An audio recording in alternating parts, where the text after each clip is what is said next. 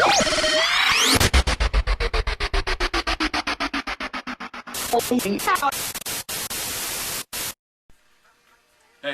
how's it going? Good, how are you? I'm alright. We just got back from the premiere of Date Night. Yeah, it was great. It was funny. You know, it's about, like, kind of pee your pants kind of movie. Steve Carell and Tina Fey, which, in my personal opinion, are two dynamite actors alone by themselves. I mean, they're pretty funny by themselves, so put them together, and it was pretty funny. They had quite a few, Yeah. like, really laugh out loud parts, believe it or not. Like, the whole theater was roaring. So, it was great. But, Nick, Yeah. what was your favorite part? I would say that I had a couple favorite parts, but there was a cameo of Mark Wahlberg, who I'm sometimes a fan of, and he had this problem where he never had a shirt on, and that was an issue for Steve Carell, and he finally addressed the issue by going to this long spiel of the things that he needed help with, and then he kind of ended it with, like, remember, he was like, and for the love of God, will you please put on a shirt? And it was like, you know, it was kind of good because they kept going back to that, and another thing that they kept going back to was, like, their thing when they went to dinner was to, like, pick out people that were eating dinner with them. They'd be like, yeah, what's their story? And then they would both kind of, like, look over there, and Tina Fey would be like, you know, oh, he's an aristocrat, you know, she's just blah blah blah blah, and then they would voice what they thought they were saying, and I thought that was kind of funny. And they would use, like, these funny voices, or, like, pretend to be their voices, and, like, yeah, talk about the potato, and and then there's some outtakes at the end with that. Yeah, it's funny. The potato, so that was funny. I mean, it was good. They had some action, they had some comedy, you know, and it wasn't stupid comedy. It was like comedy that.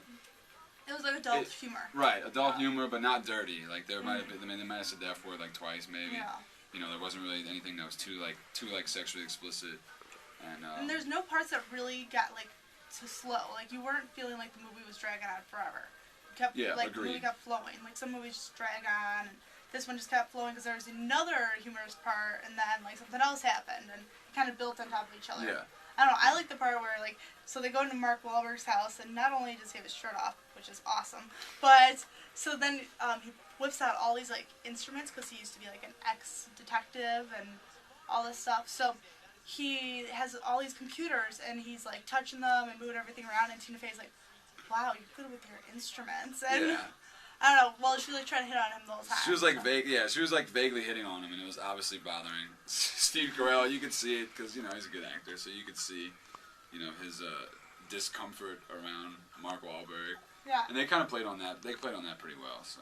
I don't know. I also like the part where she like takes out a retainer in the beginning, and then, so like, okay, so Steve comes in and they're getting in bed, and then he's like, oh, so you put in your retainer. That means you don't want to fool around, and she's like, oh no, I can take it out. She like takes it out, and there's like just a wad, yeah, just like a string of spit. It's so nasty. Yeah. It's like saliva's just coming out, and he's just like so turned off. He like turns his back to her. He's like, no, I'm good. I'm good. And he's like so short. It's like so natural too.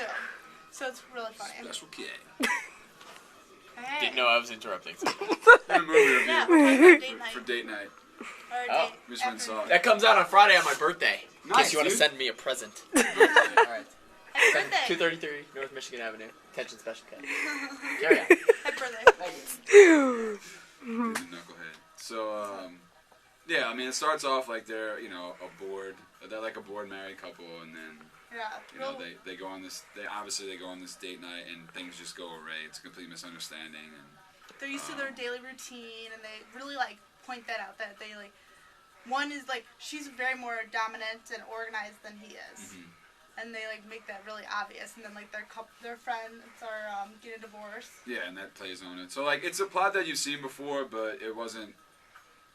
I don't know. They did it well. Yeah. It wasn't like. Wasn't the same old thing. Yeah, it wasn't It like had your twists. typical love story. I mean, yeah, like they got to know each other in the end. They fell back in love or whatever. Not that they weren't out of love, but yeah, the twist that they put on it, the circumstances that they had to go through were hilarious and also believable. I mean, maybe it's a stretch for some people, but I don't know. I kind of think it was like all about like, hey, even though your relationships can get boring, there's days in your relationship where you can find the fun and the excitement within each other and find what you really fell in love with about that person. Definitely. So, I think that was. This has been a cup of coffee and a movie review with Kaylee and Nicholas.